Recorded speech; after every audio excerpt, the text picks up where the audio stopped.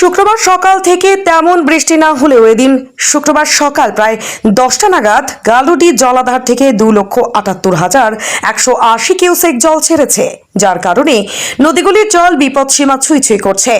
চান্ডিল জলাধার থেকে নতুন করে 2,73,514 কিউসেক জল ছাড়ার ফলে ফুসছে সুবর্ণরেখা নদী। জল বইছে বিপদসীমার উপর।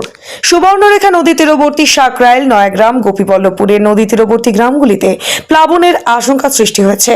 ঝাড়গ্রামের জেলার নয়াগ্রাম ব্লকের পাতিনা গ্রামে ইতিমধ্যেই জল ঢুকতে শুরু করেছে। জলমগ্ন গোটা এলাকা। সাকরাইল ব্লকের নদী তীরবর্তী গড়ধরা এলাকা পরিদর্শন করলেন বিধায়ক ডক্টর খগেন্দ্রনাথ মাহাতো।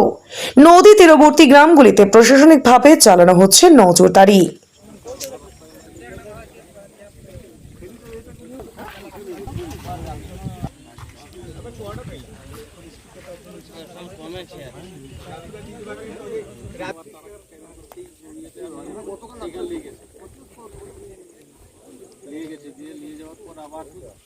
নৌকা এখন বন্ধ হয়, নৌকা চালাতে দেবে না।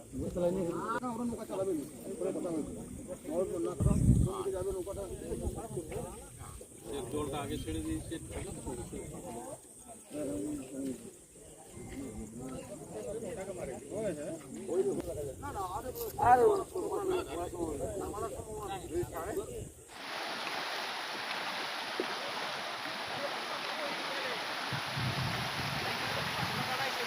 আপনারা জানেন যে মাননীয় মুখ্যমন্ত্রী মমতা বন্দ্যোপাধ্যায়ের নির্দেশে তৃণমূল কংগ্রেস কর্মীরা সবসময় মানুষের পাশে থাকে। ঝড় জল বিপদ সবসময়। এই যে আজকে বৃষ্টির ফলে যে নদীতে জল বেড়েছে, দেখুন সমস্ত জায়গায় সরকারিভাবে যেমন আছে এবং তেমনভাবে তৃণমূল কংগ্রেস কর্মীরাও কিন্তু মানুষের পাশে আছে, সবসময় জাগ্রত আছে, মানুষকে সবসময় পরামর্শ দিচ্ছে যাতে নদীতে না নামার জন্য, নৌকো নিয়ে না নামার জন্য। দূর থেকেই মানুষজন এটা দেখে এবং কোনোভাবেই যদি কোনো ঘটনা ঘটে সেক্ষেত্রে আমাদের পুলিশ প্রশাসন আছে, বিডিও সাহেবরা সবসময় জাগ্রত আছেন।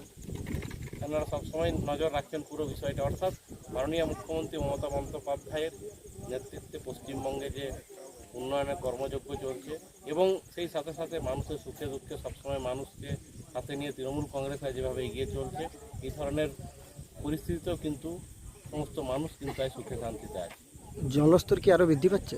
না, জলস্তর তো আছে, বিপদসীমার নিচেই আছে, কিন্তু মানুষকে যে সতর্ক করা এই বিষয়টা যেটা সবথেকে বড় কাজ। এখানকার প্রশাসন বলুন এবং এখানকার প্রশাসনের এখানে আছেন যে পঞ্চায়েত সমিতির কর্মাধ্যক্ষরা আছেন, পার্টির সভাপতিরা আছেন, অন্যান্য কর্মীরা আছেন, মহিলা নেত্রীরা আছেন, যুব নেত্রীরা আছেন, সমস্ত কর্মীরা এখানে উপস্থিত আছেন। অর্থাৎ সবাই এখানে মানুষকে নিয়ে মোটামুটি একটা আশ্বস্ত করেছেন যে সব সময় আমাদের দল, আমাদের সরকার তাদের পাশে আছে।